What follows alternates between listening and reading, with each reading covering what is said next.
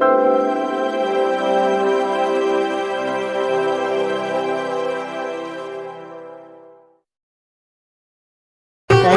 दामाद देखी मैं ना डेरई शिव शंकर हरि।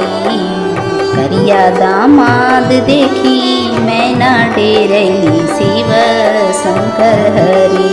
गुथलिए नारद मुनि कहवा फसौले शिव शंकर हरि। गुथलिए नारद मुनि कहवा फसौले शिव शंकर हरि। शिव जी के रूप देखी कापेला बदनमा।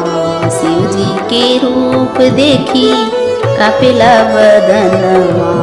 सप बिच्छू लटकल बाटिन उनके गर्दनमा।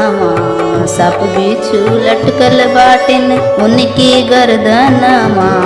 देखी के रूप मैया करली रुदनमा शिव शंकर हरि। देखी के रूप मैया करली रुदनमा शिव शंकर हरि। गुथलिए नारद मुनि कहवा फसौले शिव शंकर हरि। शिव जी त लागत बाटिन कौनो सपेरा। शिव जी त लागत बाटिन कौनो सपेरा। नहीं ठेकाना कौनो नाही कौनो डेरा। नहीं ठेकाना कौनो नाही कौनो डेरा। कमला जन्म के दादा लगौले फेरा शिव शंकर हरि। गुथलिए नारद मुनि कहवा फसौले शिव शंकर हरि। नारद के फूटल रहल दोनों नयनमा। कैसन खोज दिहलन हमरे गौरा के सजनवा। नारद के फूटल रहल दोनों नयनमा। कैसन खोज दिहलन हमारे गौरा के सजनवा। दुल्हा त लागे जैसे बूढ़ मर्दनमा शिव शंकर हरि। गुथलिए नारद मुनि कहवा फसौले शिव शंकर हरि।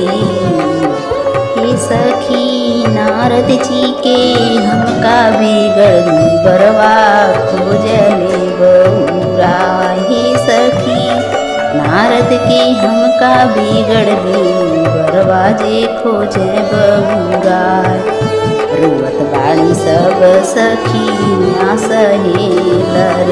रुवत बाड़ी सब सखियाँ सहेलर।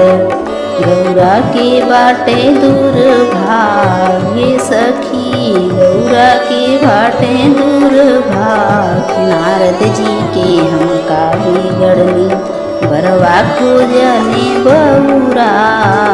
बरवा खोजले बौरा।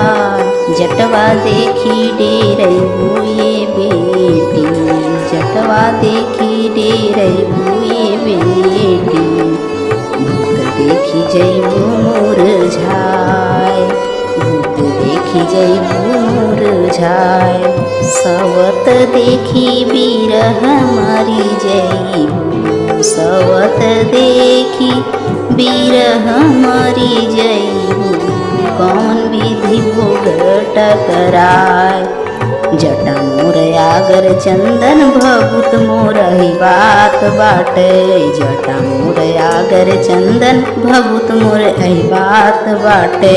हे माई सवत हुई है सखियाँ सहेलर। हे माई सवत हुई है मोर सखियाँ सहेलर। हे माई सवत हुई है सखियाँ सहेलर मोरी। एही विधि भोग टकराय। एही विधि भोग टकराय।